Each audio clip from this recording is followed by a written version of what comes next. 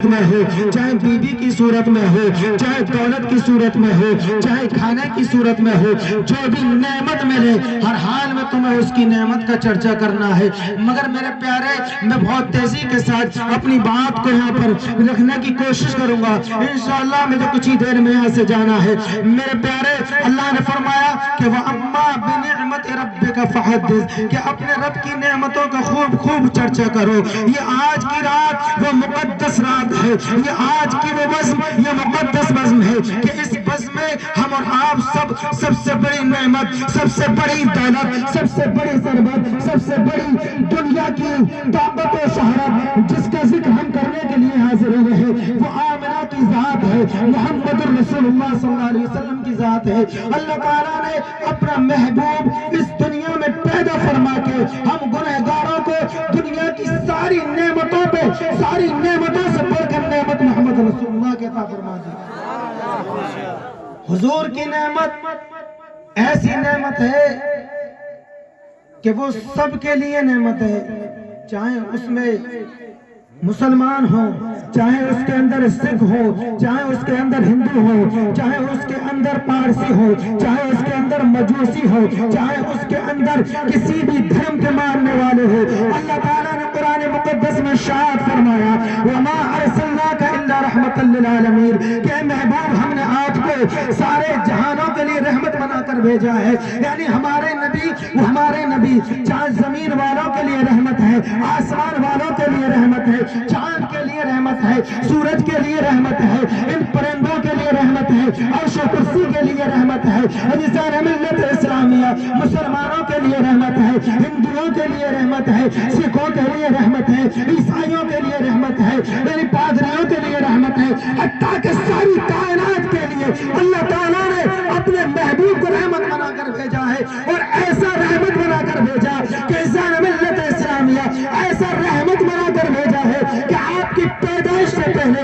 جب آپ اس دنیا میں تشریف نہیں لائے تھے، جب آپ پیدا نہیں ہوئے تھے، تو عزیزان ملت اسلامیہ اس وقت اسی دنیا میں، اسی زمین کے اوپر، اسی ہندوستان کے اندر لوگ اپنی بدواؤں کو، چتاؤں کو اوپر زندہ جلا دیا کرتے تھے۔ آپ نے سنا ہوگا، تاریخ آپ نے پڑھی ہوگی کہ ہندوستان کے اندر لوگ کسی کا شوہر مر جاتا تو اس عورت کو بڑا منحوس سمجھا جاتا تھا، بڑا منحوس، اور اس کے لیے بہت ہی یعنی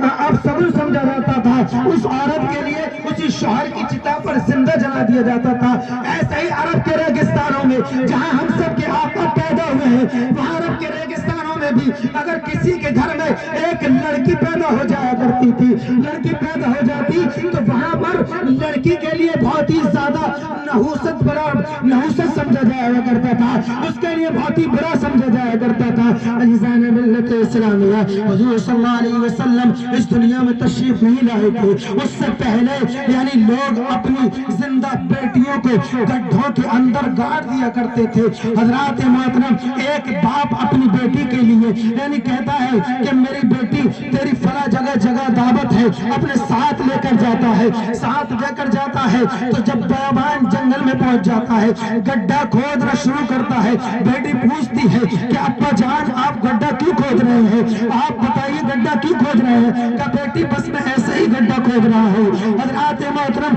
چھوٹی سی بیٹی ہے جس کی عمر تقریباً 4 یا 5 سال یا 2 یا 3 سال ہے، وہ بیٹی بھی اپنے باپ کی گڈھا کھودنے میں مدد کرتی ہے۔ عزیزان ملت اسلامیہ، اس معصوم کو، اس بنی پری کو کیا معلوم تھا کہ یہ جو میرا باپ ہے یہ باپ نہیں، یہ ظالم ہے، یہ باپ نہیں، یہ قصائی ہے، یہ باپ نہیں، بہت بڑا حیوان ہے، یہ انسان کہلانے کے لیے کہلانے کا حقدار نہیں ہے، اسے معلوم نہیں تھا۔ مگر بیٹی کو باپ کی محبت تھی، باپ کی ممتا تھی، باپ سے پیار تھا۔ آپ اور ہماری ہندی جانتے ہیں کہ جتنا بیٹی اپنے باپ سے پیار کرتی ہے اتنا بیٹے نہیں کرتے ہیں، بیٹیاں باپ سے بہت محبت کرتی ہیں۔ حضرات محترم، وہ بیٹی جلدی گڈھا کھدواتی ہے، گڈھا پورا کھد جاتا ہے تو حضرات محترم وہی ظالم باپ اس بیٹی کو اس گڈھے کے اندر ڈال دیتا ہے، مٹی ڈالنا شروع کرتا ہے۔ حضرات بیٹی سمجھتی ہے کہ میرا باپ تو بڑا پیار کرتا ہے، بڑا دلار کرتا ہے،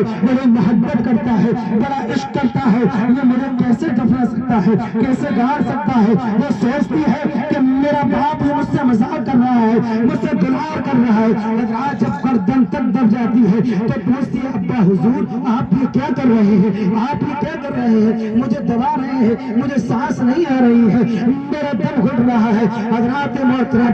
وہ ریتا ڈالتا جاتا ہے، جب وہ بیٹی پیشانی تک دب جاتی ہے، جب اس کا سر بھی دب جاتا ہے تو وہ چیخ کر کہتی ہے کہ ابا حضور یہ کیا کر رہے ہیں؟ وہ چیختی ہے، روتی ہے۔ حضرات محترم چیختی ہے اور وہ ظالم باپ اپنی بیٹی کو زندہ زمین کے اندر دفنا دیتا ہے، دفنا دیتا ہے۔ حضرات محترم وہ بیٹی دفناتے ہوئے اللہ کی بارگاہ میں دعا کرتی ہے کہ پروردگار عالم، اے رب قدوس، اے مولا، تمام دنیا کو پالنے والے، تمام دنیا کو رزق دینے والے، تمام دنیا کو کھلانے والے، تمام دنیا کو جلانے والے، اے میرے رب، اے پروردگار عالم، کسی ایسے کو اس دنیا میں بھیج دے کہ پروردگار عالم تیری چھوٹی چھوٹی بچیوں کو لوگ آج جو زندہ دفناتے ہیں ان کے لیے بچانے کے لیے کسی اپنے پیارے کو بھیج دے۔ حضرات محترم اس ننھی پری کی آواز عرش اعظم سے جا کر ٹکرائی، رب قدوس کی ربوبیت کو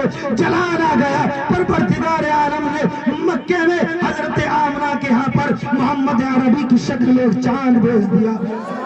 نعرہ تکبیر، نعرہ رسالت، مفلک اعلی حضرت زندہ باد فیضان ملت اسلامیہ۔ یہ زحمت نہیں ہے بلکہ اللہ کی رحمت ہے، جس گھر میں پیدا ہو